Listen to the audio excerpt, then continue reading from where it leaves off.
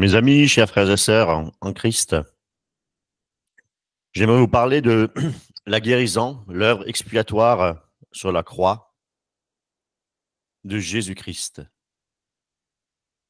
La guérison du corps fait-elle réellement partie de l'expiation du Christ sur la croix? C'est ce que nous allons voir dans cette vidéo, dans cet enseignement.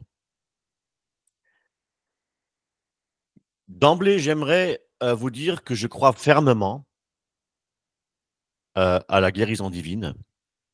Le Seigneur guérit encore aujourd'hui et il peut le faire de manière très surprenante et d'une manière euh, puissante et miraculeuse. J'en doute pas.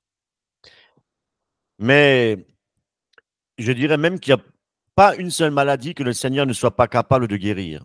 Et j'ajouterais aussi qu'il chasse même encore aujourd'hui des démons et que nous-mêmes, nous l'avons expérimenté.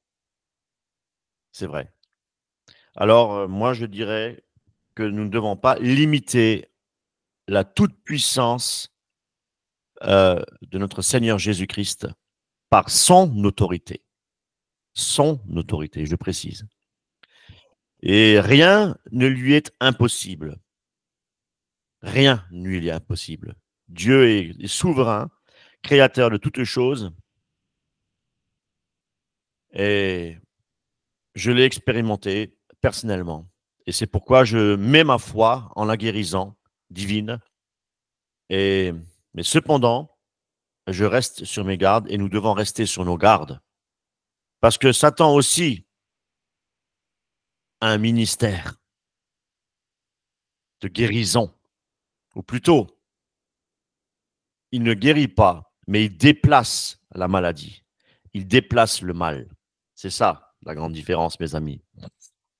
Il déplace la maladie, il déplace le mal dans le corps. Et ce qui nous intéresse dans cet enseignement, c'est de savoir si Jésus-Christ, lui aussi, a porté nos maladies physiques et que la guérison du corps aussi soit comprise dans l'expiation, dans l'œuvre expiatoire sur la croix, par le sang de Jésus-Christ. Mes amis, je dirais qu'à croire cela, eh bien, nous devons affirmer qu'il ne devrait plus y avoir de maladie, que nous sommes tous guéris, hein, par ces meurtrissures, nous sommes guéris, donc il n'y a plus de maladie, il a tout porté sur la croix. Eh bien, mes amis, non. Nous le voyons tôt. C'est une fausse doctrine, mes amis. Si Jésus-Christ a réellement pris toutes nos maladies, eh bien, il est simple aussi donc à comprendre que plus aucune maladie n'a de pouvoir sur nous. Cela dit, donc tous les chrétiens ne peuvent plus tomber malades parce que Jésus-Christ a pris toutes nos maladies. Voyez-vous? Et s'ils tombent malades, eh bien, c'est parce qu'ils manquent de foi, mes amis. Et pourtant, c'est ce que les charismatiques enseignent, et d'autres aussi, d'autres mouvements apostoliques. À savoir que la guérison du corps est comprise dans l'œuvre de l'expiation. C'est ce que nous allons maintenant voir.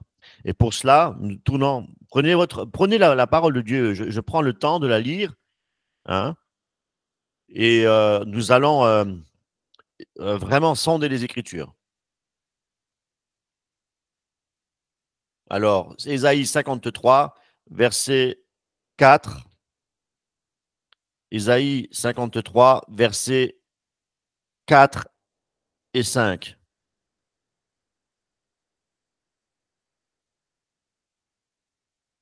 Certainement, dans la version Darby, certainement, lui a porté nos langueurs et s'est chargé de nos douleurs.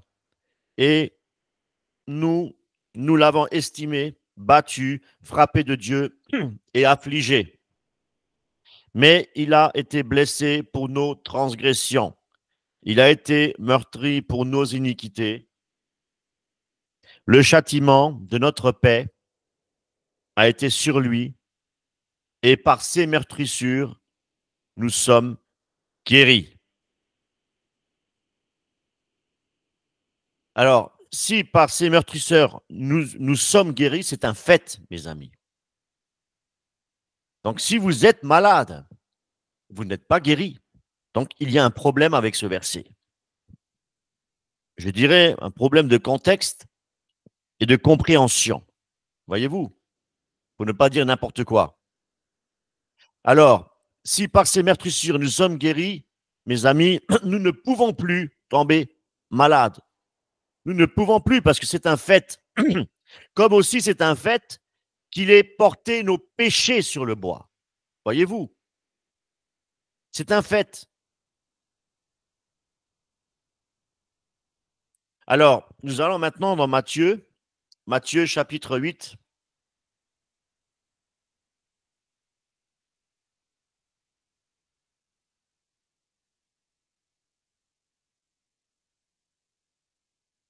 Matthieu, Matthieu chapitre 8, verset 16. 17. Et le soir étant venu, on lui apporta beaucoup de démoniaques, et il chassa les esprits par une parole, et guérit tous ceux qui se portaient mal, en sorte que fut accompli ce qui a été dit par Ésaïe le prophète, disant, lui-même a pris nos langueurs et a porté nos maladies. Voyez-vous, nous constatons quelque chose ici, mes amis. Je ne sais pas si vous l'avez remarqué, de quelque chose de très important. Au verset 16, il est dit que Jésus l'a chassé des démoniaques, il a guéri tous ceux qui se portaient mal. Hein? Et là, mes amis, écoutez bien la suite, écoutez bien la suite. Et il dit encore, en sorte que fut accompli ce qui a été dit par Ésaïe, hein, quand il a dit, voyez, oui, lui-même qui a porté nos langueurs et a porté nos maladies. Ça, c'est le passage d'Ésaïe, mes amis. Eh bien là, il est tout simplement en train de dire, là, Matthieu, lorsqu'il fait référence à Jésus quand il était avant la crucifixion avant d'avoir expié les péchés, nos péchés, eh bien, il dit bien que cette prophétie d'Isaïe s'est accomplie au moment où il faisait des guérisons. Voyez-vous? Avant l'expiation sur la croix. Alors, je relis Ésaïe maintenant, 53, versets 4 à 7. Alors, 4 à 5, pardon.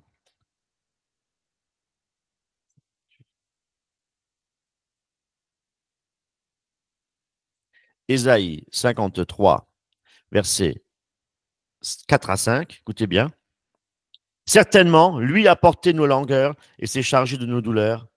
Et nous l'avons estimé battu, frappé de Dieu et affligé. Mais il était blessé pour nos transgressions, il est meurtri pour nos iniquités. Le châtiment de notre paix a été sur lui et c'est ces meurtrissures que nous sommes guéris. Ce passage-là, eh bien, a été dit par, par Matthieu qu'il s'agissait en fait d'une prophétie avant l'expiation de Jésus-Christ sur la croix. Ça, c'est très important de le préciser, mes amis.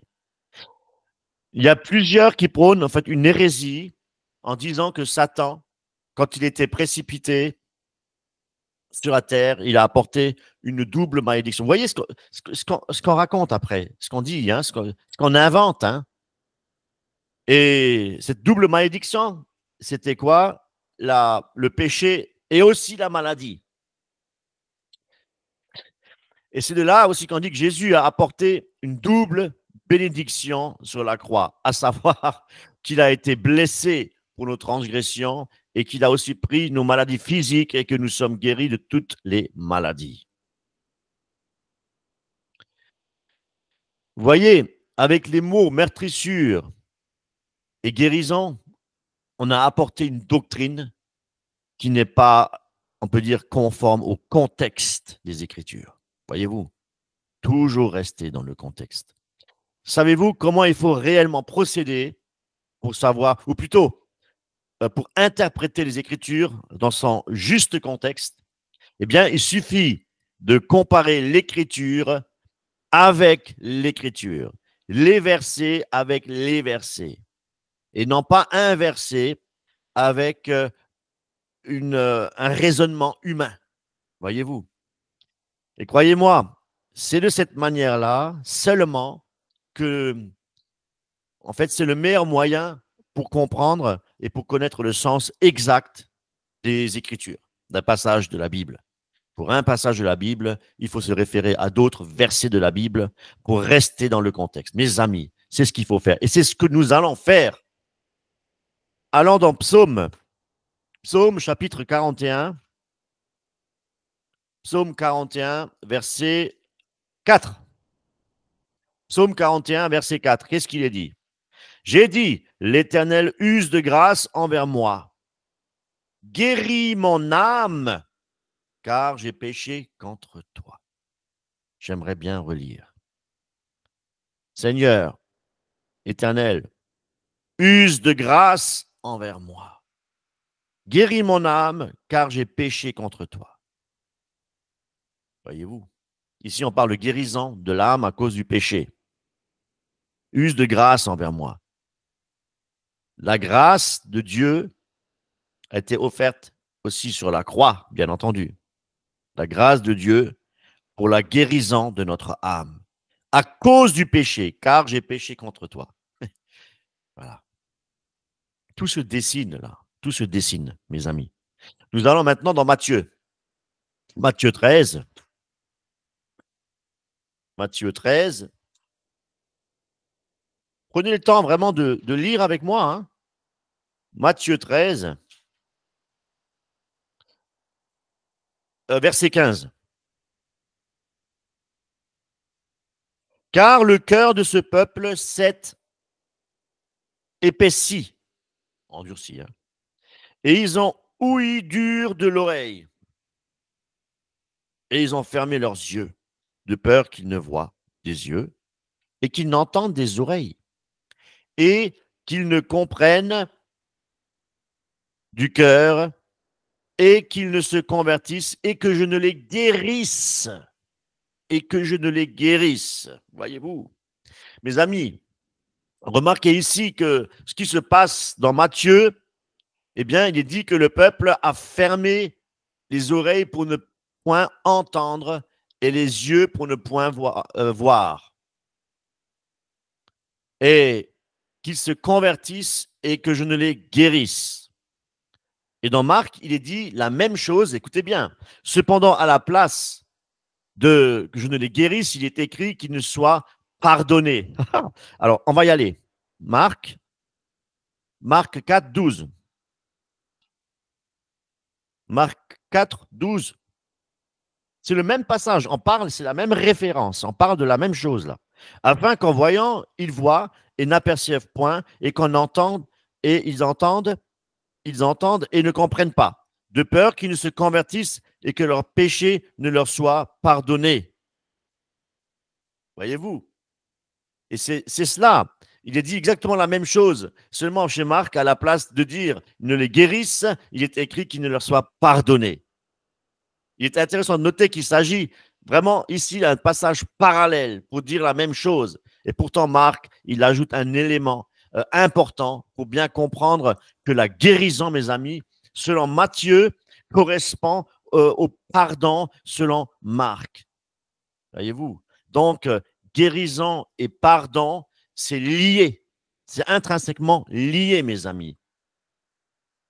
Le pardon offert, la guérison offerte. voyez-vous. Et pour être plus clair, l'expiation, mes amis, de Jésus-Christ ôte le péché. Et par l'expiation, eh bien, nous pouvons recevoir le pardon. Ce pardon qui représente une réelle guérison, comme nous venons de le voir, guérison spirituelle, la guérison de l'âme, mes amis. Parce que ce pardon nous sauve de la condamnation éternelle. Est-ce que la guérison du corps nous sauve-t-elle de la condamnation éternelle, la guérison du corps? Non, mes amis. Donc, ce n'est pas important. On va dans Jérémie, voyez-vous, c'est pas important. Et pourtant, aujourd'hui, les charismatiques, ils appuient que là-dessus, hein. Que là-dessus, hein. Je commande, j'ordonne la guérison de. C'est pas biblique, hein. Mes amis, ce n'est pas scripturaire.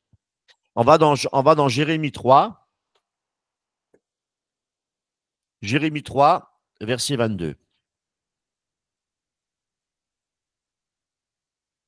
Revenez, fils infidèles, je guérirai vos infidélités. Voyez-vous, je guérirai vos infidélités.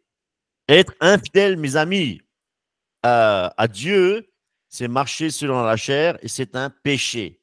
Donc, je vous guérirai, hein, de vos péchés. Voyez-vous, la guérison est liée au péché ici. Le peuple de Dieu doit revenir pour être spirituellement guéri, mes amis. La guérison de l'âme. Et je ne sais pas combien de versets font allusion à la guérison de l'âme, hein, le péché et la guérison.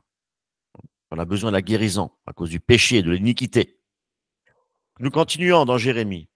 Nous allons dans Jérémie 14, verset 19.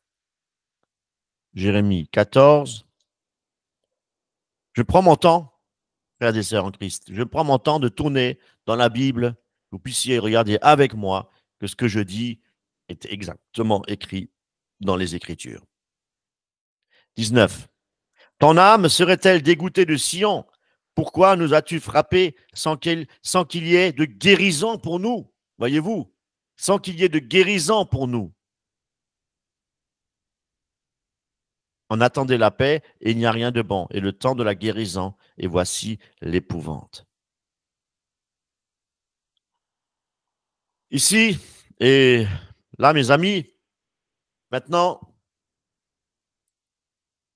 tout ce qui a été dit, là, ce que nous venons de voir, a été même confirmé par l'apôtre Pierre.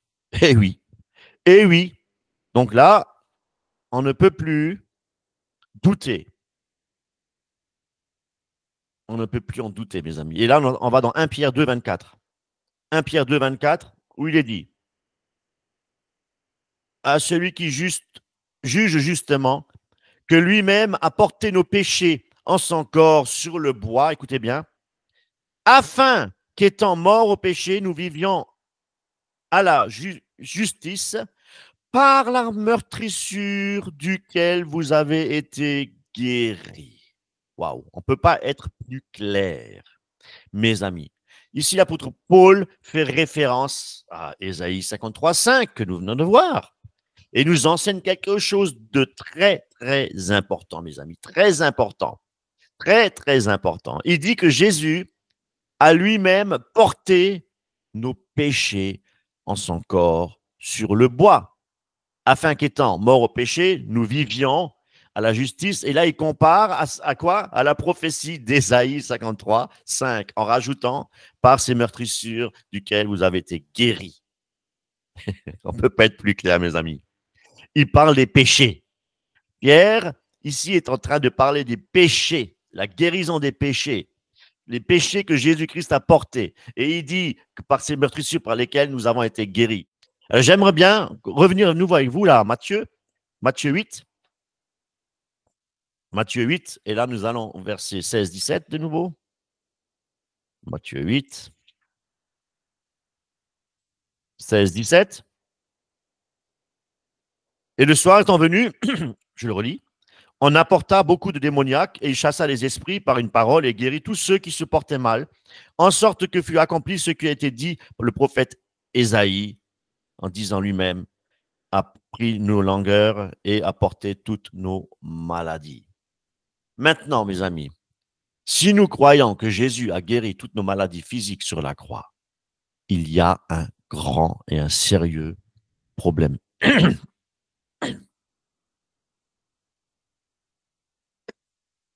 Oui. Le problème, regardez maintenant au verset 16. Matthieu nous dit que Jésus a guéri toutes nos maladies lorsqu'il était sur terre, selon la promesse, la prophétie d'Ésaïe. On est bien d'accord. Et selon les charismatiques, Jésus a guéri toutes nos maladies sur la croix.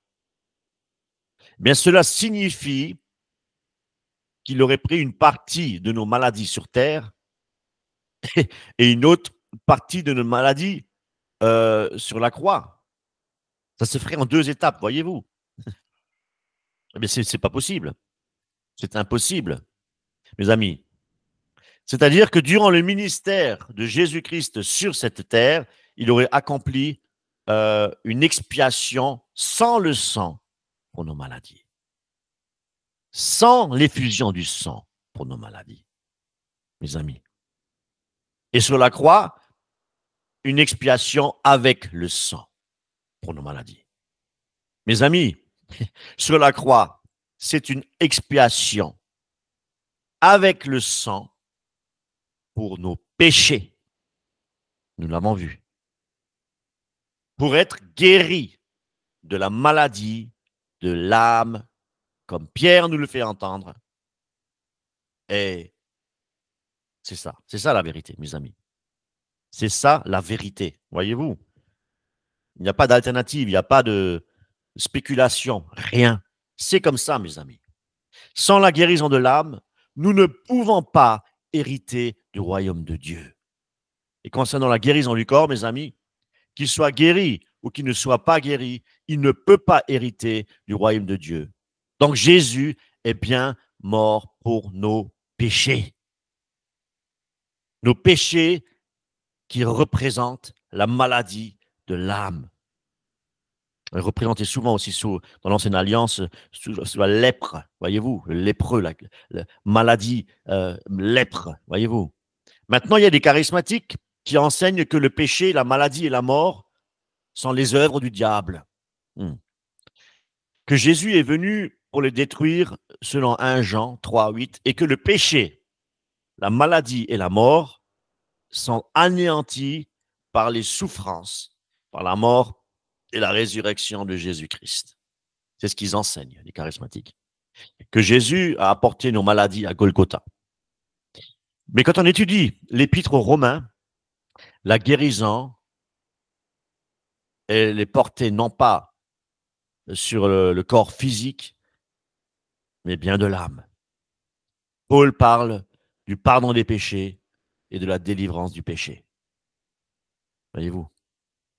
Ça, il faut le reconnaître.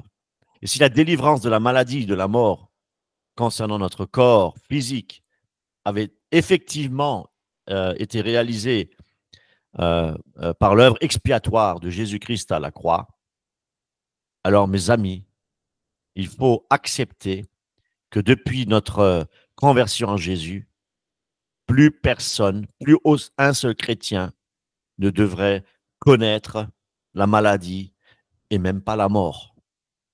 Voyez-vous? Et si Christ a pris la mort sur la croix, pourquoi Paul dit-il que la mort m'est un gain? Ben oui, oui. Et il a aussi dit que le dernier ennemi qui sera vaincu, c'est la mort. Et tant que nous sommes dans ce corps de mort, la maladie est toujours présente, mes amis. On ne peut pas y échapper. C'est comme ça. C'est comme ça. Dans ces cas-là, plus personne ne doit avoir la toux. C'est une maladie. Le rhume est une maladie, voyez-vous. Plus personne ne doit souffrir de rhumatisme, de maux de tête, hein, une rage de dents, par exemple. Hein. Voilà, Jésus a tout pris sur la croix. Ouais. Donc, nous ne devons plus avoir rien. Voyez-vous? Eh bien, maintenant, voyons voir ce que la parole de Dieu nous enseigne à ce sujet. Déjà, mes amis, la parole de Dieu nous enseigne que la maladie, les souffrances et la mort sont les conséquences du péché. Et le Seigneur Jésus, euh, il a aboli le péché par son sacrifice. Et là, nous allons dans Hébreu, mes amis. Prenons Hébreu, Hébreu 9. Hébreu 9, versets 26 à 28. Hébreu 9, 26, 28. Il aurait fallu qu'il souffrit plusieurs fois depuis la fondation du monde, mais maintenant, en la consommation des siècles, il a été manifesté une fois pour l'abolition du péché par son sacrifice, pour l'abolition du péché, mes amis, et pas l'abolition du péché et de la maladie. La question du péché a été réglée une fois pour toutes à la croix de Golgotha. Et par son sacrifice, mes amis, son sacrifice qui représente, qui est une offrande pour la guérison de notre âme, il nous a rendus parfaits, et cela pour toujours, selon la parole. Toujours, voyez-vous, on va dans Hébreu, de nouveau 10, verset 14. Car par une seule offrande, il a rendu parfait à perpétuité, perpétuité, pardon, ceux qui sont sanctifiés. Voyez-vous. Et c'est cela, mes amis, le salut de nos âmes, notre guérison spirituelle. Et concernant aussi notre corps physique, nous sommes encore sur cette terre, mais en Christ, c'est vrai, nous avons été rachetés. Nous allons dans 1 Corinthiens, chapitre 6, verset 19. 1 Corinthiens, chapitre 6, verset 19 à 20. Ne savez-vous pas que votre corps est le temple du Saint-Esprit qui est en vous et que vous avez de Dieu, et vous n'êtes pas à vous-même, car vous avez été achetés à prix. Glorifiez donc Dieu dans votre corps. Nous attendons le Seigneur. Il transformera, selon la parole de Dieu, notre corps en conformité du corps de sa gloire. Et ça, nous pouvons le voir dans Philippiens chapitre 3. Philippiens chapitre 3, verset 21, où il est dit: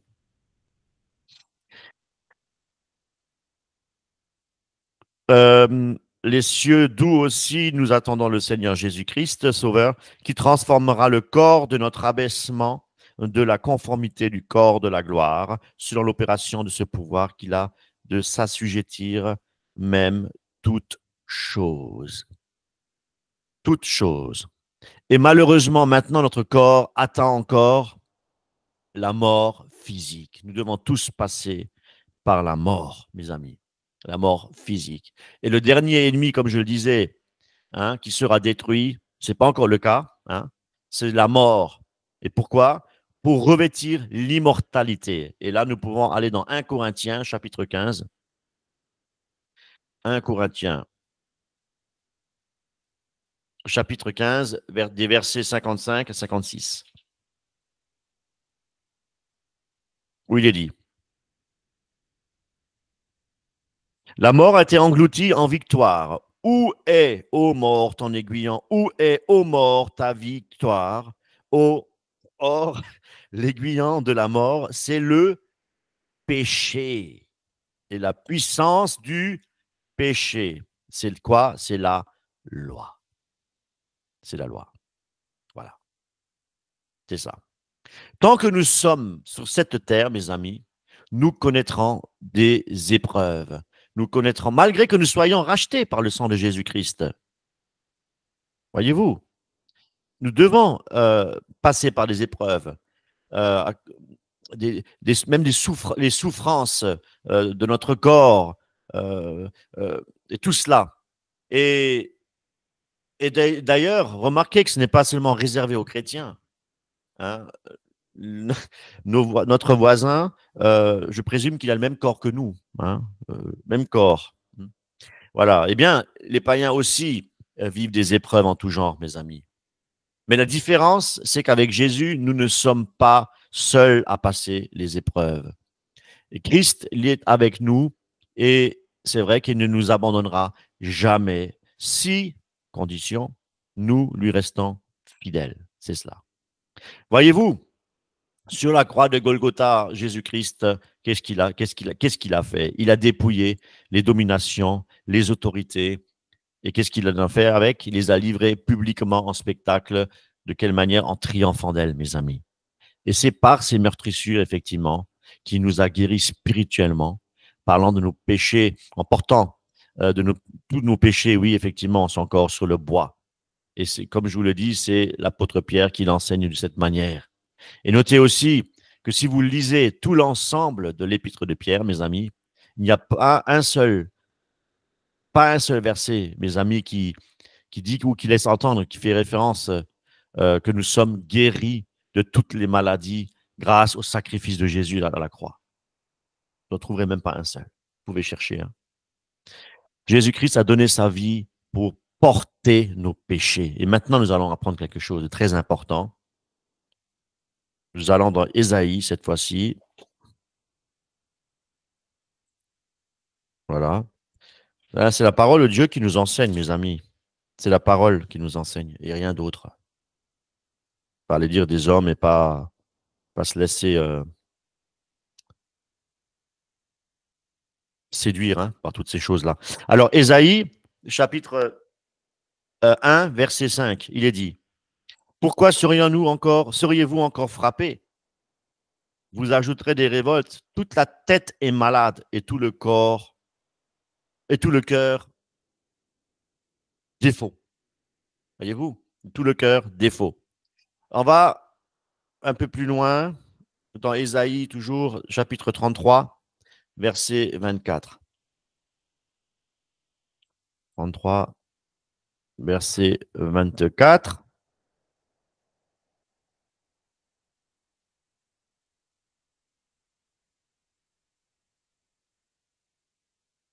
Oui. Écoutez bien, aucun habitant ne dit je suis malade. Écoutez bien, aucun habitant ne dit je suis malade. Le peuple de Jérusalem reçoit le pardon de ses iniquités. Voyez-vous, il faut savoir ici, mes amis, l'hébreu, c'est une langue imagée quelque part. Hein. L'hébreu, c'est une langue symbolique des fois. Hein.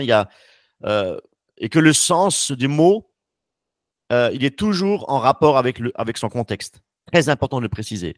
Donc, il est très facile à comprendre ici que maladie égale péché. Donc, péché égale maladie, mes amis. Il est dit que Jésus a porté nos souffrances. Ça veut dire que toute charge de nos péchés a été sur Jésus-Christ. Et cela est expliqué dans le livre de Lévitique. Et nous y allons. Lévitique,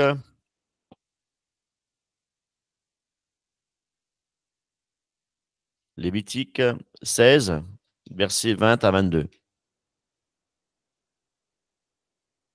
Et quand il aura achevé de faire propitiation pour le lieu saint et pour la tente d'assignation et pour l'autel, il présentera le bouc vivant. Et Aaron posera ses deux mains sur la tête du bouc vivant et confessera sur lui toutes les iniquités des fils d'Israël et toutes leurs transgressions, selon tous leurs péchés. Il les mettra sur la tête du bouc et l'enverra au désert par un homme qui se tiendra pour cela. Et le bouc, écoutez bien, portera sur lui toutes les iniquités dans une terre inhabitée. Voyez-vous, voyez-vous. Jésus-Christ, lui qui symbolise ici le bouc vivant, et quand Aaron a confessé sur lui toutes les iniquités, les transgressions, les péchés, et au verset 22, il est bien dit que le bouc portera quoi? Sur lui toutes leurs iniquités. Toutes leurs iniquités, il y a marqué. Prophétie qui s'est réalisée avec Jésus-Christ sur la croix, mes amis. Il n'est pas question de porter les maladies physiques, mais bien les maladies spirituelles de l'âme. C'est notre âme qui a besoin d'être rachetée et pas notre corps mortel qui, celui-ci, doit retourner à la poussière, mes amis. Et cela ne veut pas dire non plus qu'aujourd'hui, que Jésus ne guérit plus. Dieu, dans sa miséricorde, dans sa bonté, sa compassion, il a encore ce pouvoir surnaturel de guérir les maladies, même incurables. Voyez-vous? Mais il a aussi, comment dire, il fait ce qu'il veut. Le Seigneur, s'il veut guérir, il guérit. Hein, s'il ne veut pas guérir, il ne guérit pas. À entendre les charismatiques, c'est eux qui ont le pouvoir de guérir. Voyez-vous, c'est eux les guérisseurs. Voyez-vous, il faut que tout le monde soit guéri. Mes amis, ça ne se passe pas comme ça avec Jésus-Christ. C'est le Seigneur qui a l'autorité. C'est lui qui guérit quand lui, il le veut. Mes amis, nous devons prier pour la guérison, bien entendu. Et Dieu, dans sa compassion, il va guérir. Dans ces cas-là, que les charismatiques aillent dans les hôpitaux et prier pour tous les malades. Voyez-vous, si Jésus-Christ a porté toutes les maladies sur la croix, que tous les chrétiens hospitalisés soient guéris au nom de Jésus-Christ. Non, ce n'est pas possible, mes amis. C'est la volonté de Dieu. Nous devons nous soumettre à l'autorité et à la volonté de notre Seigneur. Et il n'y a rien d'autre, mes amis. Il n'y a rien d'autre. Nous allons dans 2 Timothée, chapitre 4. 2 Timothée, chapitre 4. 2 Timothée, chapitre 4. Écoutez bien, verset 19. Salut Prisca et Achillas et la maison d'Onésiphore. Eraste est demeuré à Corinthe et j'ai laissé Trophime malade à Milette. Ah ah, tiens, malade. Il est laissé malade. Et remarquez, il était laissé malade. C'est écrit. Voyez-vous? 1 Timothée. 1 Timothée, chapitre 5, verset 23. Ne bois plus l'eau seulement, mais use d'un peu de vin à cause de ton estomac et de tes fréquentes indispositions. Voyez-vous, il était malade, il avait des problèmes d'estomac. Il n'a pas été guéri. Il devait boire un peu de vin. Mes amis, les guérisons spectaculaires qu'il y avait eu effectivement du temps apostolique, c'était pour confirmer la parole, mes amis. Ce sont des signes, nous explique la parole de Dieu. Attention, mais cela ne veut pas dire, oui, comme je le dis, que Dieu ne guérit plus aujourd'hui. Moi-même, j'ai déjà été guéri par le Seigneur. Mon épouse aussi. Donc, nous croyons en la guérison, bien entendu. Mes amis, sur la croix, sur la croix, c'est de nos péchés qu'il s'est chargé. Et par ses meurtrissures, nous avons la vie éternelle. Parce que notre âme a été guérie. C'est ça la vérité. Nous devons comprendre par là que Dieu nous a guéris des conséquences du péché, qui est la mort éternelle. Voyez-vous? Il nous a guéris pour que nous puissions avoir la vie éternelle, que nous ne passions pas par le jugement et par la condamnation éternelle et par le juste jugement de Dieu. Oui, voyez-vous? C'est de cette manière-là que l'apôtre Paul l'a compris et que nous devons aussi le comprendre, mes amis. Même au fil des siècles, pour ne citer qu'un seul, un docteur de l'Église des premiers siècles, bien avant l'Église catholique romaine, il s'agit de Jean de Chrysostome, un docteur, un évêque de 344 après Jésus-Christ. Alors, je vais vous lire un extrait. Qu'est-ce qu'il a écrit? C'est surtout des péchés que le prophète semble avoir voulu parler. Comment donc l'évangéliste peut-il entendre ces paroles des maladies? C'est qu'il a voulu les appliquer à un fait historique ou bien nous faire comprendre que la plupart des maladies ont pour cause les péchés de notre âme et que la mort elle-même n'a point d'autre origine. Mes amis, désolé, vraiment pour tous ceux qui ont mis leur foi dans ces hérésies, cette fausse doctrine des mouvements charismatiques. Nulle part dans les Écritures, il est écrit que si nous ne guérissons pas, nous manquons de foi. Voyez-vous. Dans l'Ancienne Alliance aussi, l'image la plus forte du péché, c'est la lèpre. Les maladies sont les conséquences du péché, comme je l'ai dit. Cependant, Jésus, encore, je le répète, guérit aujourd'hui les maladies, selon son bon plaisir, selon sa volonté, selon sa miséricorde, selon sa compassion. Mes amis, restons scripturaires et comparant toujours les versets avec les versets pour toujours rester dans le contexte. Voilà. Soyez richement bénis. Amen.